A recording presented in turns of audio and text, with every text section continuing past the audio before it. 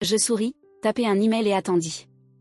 1 heure plus tard, leurs vacances de rêve se transformèrent en cauchemar.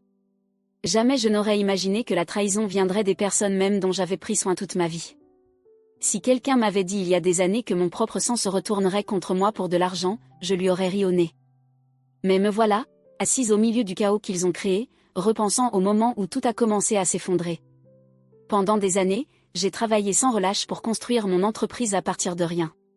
On ne m'a jamais rien donné dans la vie, j'ai gagné chaque dollar grâce à de longues heures de travail, des nuits blanches et de nombreux sacrifices. Je me suis fait un nom dans le monde des affaires, j'ai développé ma marque et j'ai sécurisé un avenir où je n'aurai plus jamais à lutter pour survivre. Mais malgré mon succès, je n'ai jamais tourné le dos à ma famille. Ma sœur aînée, Olivia, n'a jamais été du genre responsable.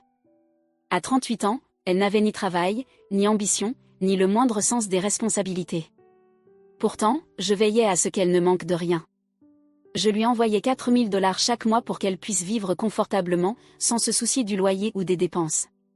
Mes parents, David et Margaret, n'étaient pas dans le besoin non plus, mais je leur envoyais quand même de l'argent, par amour et par respect. Après tout, c'était ma famille. J'avais toujours cru qu'il était de mon devoir de m'occuper d'eux.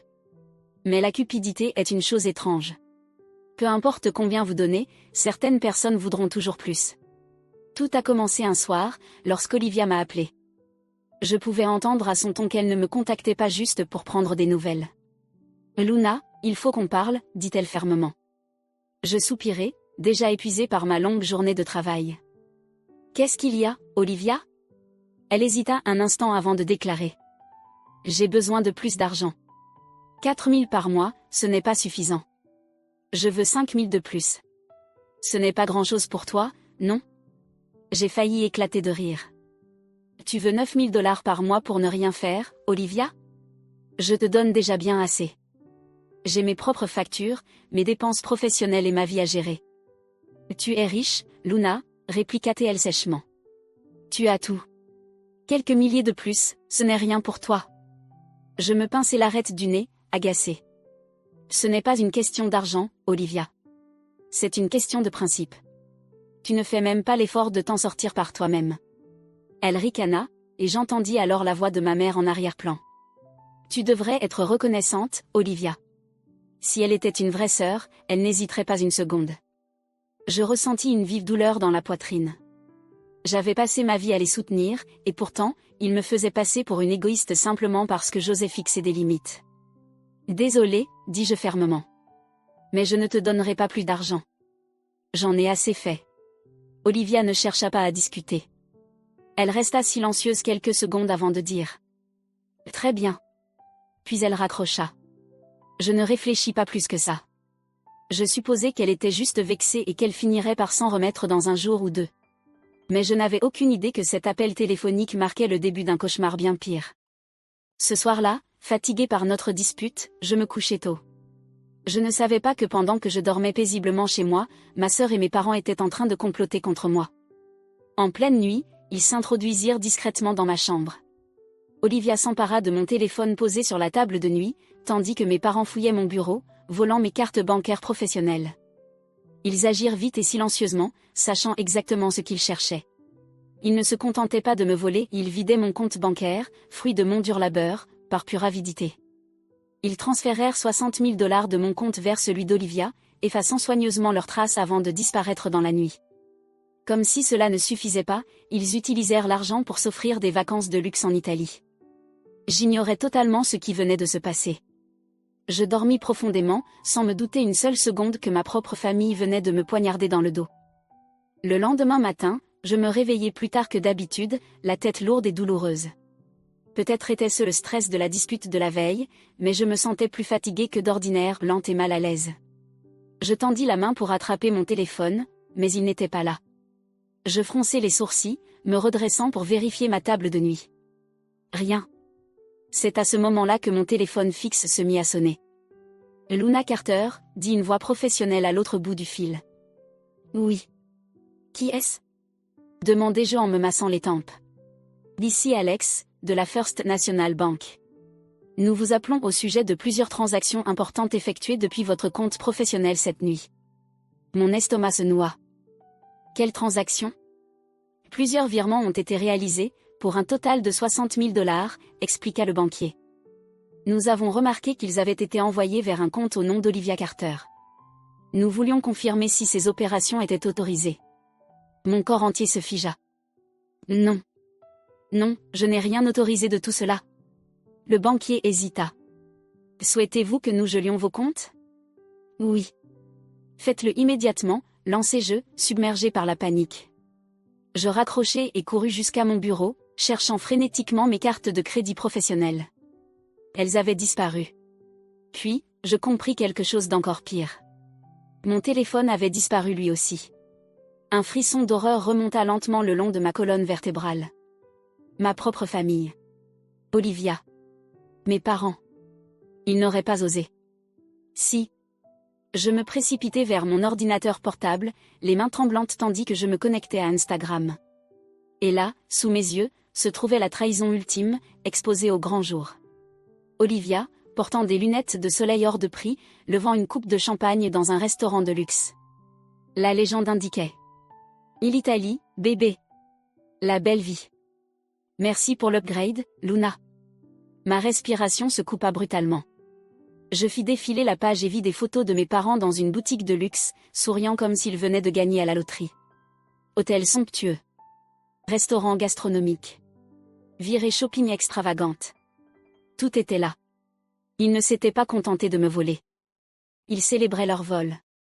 Puis, comme pour enfoncer le couteau dans la plaie, une notification apparut sur l'écran de mon ordinateur. Un message d'Olivia. Merci pour la carte de crédit, Serette. Dommage que tu ne sois pas là. Enfin, pas vraiment. Une rage incontrôlable bouillonna en moi. Il pensait pouvoir me faire ça et s'en tirer comme si de rien n'était. Il me prenait pour une faible. Il n'avait aucune idée de qui il venait de trahir. Je pris une profonde inspiration, la mâchoire serrée, et attrapai mon téléphone fixe. D'abord, j'appelai mon avocat. Puis, j'appelai la police. Je n'allais pas seulement récupérer mon argent. J'allais leur faire payer. Et cette fois, il n'y aurait pas de seconde chance. Je restais assise là, mes doigts serrant le téléphone si fort que mes jointures en devinrent blanches. Mon cœur battait à tout rompre, ma respiration était irrégulière, mais mon esprit n'avait jamais été aussi clair. Il pensait pouvoir s'en tirer comme ça. Il pensait que j'allais rester là, les laisser profiter des fruits de mon travail pendant que je souffrais en silence. Ils avaient tort. Le premier appel que je passai fut à mon avocat, James Wright. Il décrocha dès la deuxième sonnerie, sa voix calme et posée exactement ce dont j'avais besoin. « Luna, qu'est-ce qui ne va pas ?» demanda-t-il immédiatement, sentant l'urgence dans ma voix. « Ils m'ont volé, James, dis-je d'un ton glacial. Olivia et mes parents. Ils ont pris mes cartes de crédit professionnelles, mon téléphone, et ont transféré 60 000 $ sur le compte d'Olivia. Ils sont en Italie en ce moment, en train de dépenser mon argent, l'exhibant sur les réseaux sociaux comme si c'était un jeu. » Un silence suivit, puis un léger soupir. « C'est grave. Tu as des preuves ?» Je faillis éclater de rire face à l'absurdité de la question. « Beau, j'en ai plus qu'il n'en faut. Relevé bancaire, carte disparue, et leur publication Instagram qui avoue pratiquement le crime. Olivia m'a même envoyé un message pour me remercier de mon cadeau. C'est largement suffisant pour entamer des poursuites, déclara-t-il fermement. D'abord, nous allons geler le compte d'Olivia. Ensuite, nous lancerons une procédure pour fraude. Je vais aussi prévenir les autorités fédérales, car ce crime implique des transactions internationales. Ce ne sera pas qu'une affaire civile, Luna. Il risque des poursuites pénales. J'expirai profondément, sentant enfin un semblant de contrôle me revenir. Bien. Fais tout ce qu'il faut. Compris, répondit James. Une dernière chose, reste calme. Ne les contacte pas, laisse-les croire qu'ils ont gagné. Dès qu'ils soupçonneront quelque chose, ils pourraient essayer de fuir ou de cacher l'argent. Je ravalai la colère qui bouillonnait en moi, me forçant à hocher la tête, même s'ils ne pouvaient pas me voir. Je ne ferai rien de stupide. Après avoir raccroché, je fis mon deuxième appel à la banque. En quelques minutes, le compte d'Olivia fut gelé. Tout argent qu'elle n'avait pas encore dépensé était désormais hors de sa portée. Ce n'était qu'une petite victoire, mais je savais que ce n'était que le début. Puis j'attendis. Ce ne fut pas facile. Chaque heure qui passait était une torture, sachant qu'ils étaient encore dehors, profitant de mon argent, vivant une vie qu'ils n'avaient pas méritée. Mais je tins ma promesse. Je restai silencieuse, dans l'ombre, tandis que mon dossier contre eux se construisait comme une tempête prête à éclater. 3 jours plus tard, James m'appela avec une mise à jour. Les autorités fédérales sont officiellement impliquées, annonça-t-il. Un mandat d'arrestation international a été émis. La police italienne sera bientôt informée. Mon estomac se noua. Bientôt, c'est quand exactement? Il pourrait être arrêté dans les prochaines 48 heures, précisa James. Nous avons suffisamment de preuves pour qu'il ne s'en sorte pas facilement. Pour la première fois depuis le début de ce cauchemar, je me permis de sourire. 2 jours plus tard, un appel provenant d'un numéro inconnu s'afficha sur mon téléphone. Dès que je décrochai, je reconnus la voix. Luna, lança Olivia, sa voix tremblante de panique. Qu'est-ce que tu as fait? Je m'appuyai contre le dossier de ma chaise, ma voix plate. Oh, je ne sais pas, Olivia. À toi de me le dire. Je suis curieuse, comment se passe l'Italie? Elle ignora mon sarcasme. Mon compte est bloqué. Je ne peux plus accéder à mon argent. Puis elle hésita, sa voix baissant d'un ton. Il y a des policiers devant notre hôtel. Je souris. Intéressant. On dirait un problème, Olivia. Tu nous as piégés? Hurla-t-elle. Non, Olivia, je ne vous ai pas piégé. Vous vous êtes piégé vous-même. Vous m'avez volé. Vous avez cru être malin, mais vous avez laissé une trace si évidente qu'un enfant aurait pu résoudre cette affaire. Elle essaya de répliquer, mais je la coupai encore. Au fait, ne compte pas sur moi pour vous tirer d'affaire. Vous avez fait votre choix. Maintenant, assumez-en les conséquences. Avant qu'elle ne puisse répondre, je raccrochai. Et ce ne fut que le début du vrai spectacle. Quelques heures plus tard, la nouvelle tomba. Olivia et mes parents avaient été arrêtés en Italie. Ils furent appréhendés dans leur hôtel de luxe, menottés devant des dizaines de touristes et employés. Les témoins décrivirent plus tard la scène, Olivia hurlant et se débattant, ma mère éclatant en sanglots, et mon père, l'homme si fier, restant silencieux, humilié. C'était exactement ce qu'il méritait.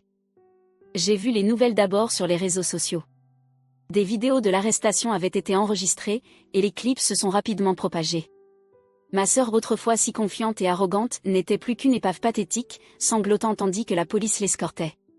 Mes parents avaient l'air tout aussi pitoyables, leurs expressions pleines de suffisance effacées par la terreur pure. Ils pensaient être intouchables. Ils ne l'étaient pas. J'ai regardé ces vidéos encore et encore, me sentant à chaque fois un peu plus légère, un peu plus forte. C'était la justice non seulement pour l'argent qu'ils avaient volé, mais pour toutes les fois où ils m'avaient fait sentir que je n'étais pas assez bien, comme si je leur devais mon succès. Plus tard dans la soirée, mon avocat m'a rappelé. C'est fait, a dit James. Ils sont en train d'être traités par les autorités. L'Italie collabore avec les États-Unis pour leur extradition. Vu le montant volé, ils font face à de graves accusations, fraude, vol d'identité et transactions financières non autorisées, pour commencer. J'ai fermé les yeux, expirant lentement. Et ensuite? James a hésité. Ils essaieront peut-être de te contacter. Ils supplieront, ils s'excuseront. Mais si j'étais toi, Luna, je n'écouterais pas. J'ai ri doucement. Bon, je ne les écouterai pas.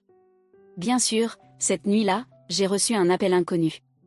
Je l'ai laissé aller sur la messagerie vocale, puis j'ai écouté. C'était ma mère. Luna, ma chérie, a-t-elle commencé, sa voix tremblante. Nous avons fait une erreur. Nous n'avons jamais voulu te blesser. S'il te plaît, tu dois nous aider. Nous sommes ta famille. Nous sommes désolés, Luna. Ne nous laisse pas tomber, s'il te plaît. J'ai supprimé le message sans y penser. Puis un autre message vocal. Olivia, désespérée et furieuse à la fois. Tu crois avoir gagné? A-t-elle sifflé. Tu crois que c'est fini? Tu n'es rien sans nous, Luna. Rien. Tu regretteras ça. J'ai ri. J'ai vraiment ri. Parce qu'elle avait tort. Pour la première fois de ma vie, j'étais enfin libre et c'était eux qui allaient vivre avec des regrets. Le lendemain matin, je me suis réveillée avec une sensation que je n'avais pas ressentie depuis longtemps. La paix. Pour la première fois depuis des années, je ne me réveillais pas avec le poids des exigences de ma famille pesant sur moi. Plus de messages culpabilisants, plus de supplications de dernière minute pour de l'argent, plus de remarques passives-agressives sur le fait que je leur devais tout. Non. Cette fois, c'était eux qui paniquaient, et moi qui observais de loin. J'ai préparé une tasse de café et me suis assise près de la fenêtre, laissant la chaleur de la tasse réchauffer mes mains. Alors que je contemplais la ville, je rejouais le message d'Olivia dans ma tête, sa voix passant du désespoir au venin en quelques secondes. Elle était furieuse que je lui ai fait ça, comme si elle ne l'avait pas fait à elle-même. Il pensait pouvoir me voler, m'humilier et s'en tirer sans conséquence. Il m'avait sous-estimé. J'ai vérifié mon téléphone, faisant défiler les dernières mises à jour de mon avocat. James m'avait envoyé un rapport succinct. Olivia et mes parents étaient toujours en détention, faisant face à de multiples accusations, fraude, vol d'identité et transactions financières non autorisées. Tout était là, noir sur blanc. Ils n'allaient pas s'en sortir de sitôt. Une part de moi s'attendait à ressentir de la culpabilité, c'était ma famille, après tout, mais en voyant leurs photos d'arrestation, tout ce que j'ai ressenti, c'était de la satisfaction. Le visage d'Olivia était déformé par la colère, ma mère semblait avoir pleuré, et mon père, eh bien, pour une fois dans sa vie, il n'avait rien à dire. J'ai poursuivi ma journée normalement, travaillant sur mon entreprise, rencontrant mon équipe, continuant ma vie sans eux. Mais au fond de moi, je savais qu'ils n'avaient pas dit leur dernier mot. Ils allaient essayer encore, tenter de me manipuler comme toujours. Et j'avais raison. Plus tard dans la soirée, mon téléphone a sonné. Cette fois, c'était un numéro international. Je l'ai laissé aller sur la messagerie vocale. Une minute plus tard, un autre message. J'ai soupiré et appuyé sur lecture. C'était encore ma mère, sa voix tremblante. Luna, nous sommes ici depuis des jours. On ne peut pas rester ici, ma chérie. C'est horrible. Olivia est en train de perdre la tête. Ton père n'a pas parlé depuis des heures. S'il te plaît, laisse tomber les charges. Nous sommes ta famille. Nous avons fait une erreur, mais nous ne voulions pas te faire de mal. J'ai fixé mon téléphone, le visage impassible. Je connaissais déjà ce discours, les supplications, les faux regrets. Ils n'étaient pas désolés pour ce qu'ils avaient fait, ils étaient désolés de s'être fait prendre. Quelques minutes plus tard, un autre message. Cette fois, c'était Olivia. Tu crois être si maligne, pas vrai? A-t-elle craché, sa voix venimeuse. Tu crois avoir gagné? Tu es pathétique, Luna. Une sale garce égoïste, trop avare pour aider sa propre famille. Profite bien de ta petite victoire, parce qu'un jour, tu auras besoin de nous. Et ce jour-là, nous ne serons pas là. J'ai ri. Comme si j'avais jamais eu besoin d'eux. Je n'ai pas répondu. Je n'ai pas rappelé. J'ai simplement transféré les messages à James. Ils deviennent désespérés, a-t-il commenté lorsqu'il m'a rappelé plus tard. Ce qui est une bonne chose. Ça veut dire qu'ils savent qu'ils sont à court d'options. Quelle est la suite? Ai-je demandé. Les accusations suivent leur cours, a-t-il expliqué. Ils seront bientôt extradés aux États-Unis. Le compte bancaire d'Olivia est toujours gelé, et l'argent te sera restitué. Mais ils font face à de lourdes conséquences judiciaires. S'ils sont reconnus coupables, ils pourraient passer plusieurs années en prison. J'ai expiré, sentant la tension dans mon corps se relâcher lentement. Bien. Ils pourraient tenter de négocier, m'a prévenu James. Leurs avocats pourraient proposer un accord pour réduire leur peine. C'est à toi de voir si tu veux l'accepter. J'y ai réfléchi un instant. Un accord signifierait moins de prison pour eux, mais aussi qu'ils reconnaîtraient leurs crimes. Je veux qu'ils paient, ai-je dit finalement. Mais je ne veux pas que ça traîne pendant des années. Si un accord garantit qu'ils subiront des conséquences, je l'envisagerai. James a accepté de s'en occuper. Alors, j'ai attendu. Quelques jours plus tard, l'appel est arrivé. Ils ont accepté un accord, a annoncé James. Olivia et tes parents éviteront la prison, mais ils devront rembourser chaque centime qu'ils ont volé. En plus, Olivia aura un casier judiciaire, et les biens de tes parents seront saisis pour aider à rembourser la dette. J'ai souri. C'était parfait. Toute leur vie, ma famille m'avait utilisé comme leur banque personnelle. Désormais, ils allaient passer le reste de leur vie à me rembourser. C'était une justice poétique. Cette nuit-là, j'ai reçu un dernier message vocal. C'était mon père, sa voix lourde et fatiguée. Luna, nous avons tout perdu. Ta mère est dévastée. Olivia, je ne la reconnais même plus. Ce n'est pas ce que nous voulions. J'ai attendu, sachant déjà ce qui allait suivre. Nous avons eu tort, a-t-il admis. Nous n'aurions jamais dû te voler. Mais tu dois comprendre, nous pensions que tu serais toujours là pour nous. Nous pensions que la famille comptait. J'ai fermé les yeux, secouant la tête. La famille comptait, oui. Mais pas comme ça. Pas avec la trahison, l'avidité et l'exploitation. J'ai supprimé le message. Je n'avais plus rien à leur dire. Et enfin, pour la première fois depuis des années, j'étais libre. Pendant des années, je m'étais convaincue que j'avais besoin d'eux. Que peu importe combien ils m'avaient utilisé, manipulé, ou fait sentir que je n'étais jamais assez, je devais m'accrocher parce qu'ils étaient ma famille.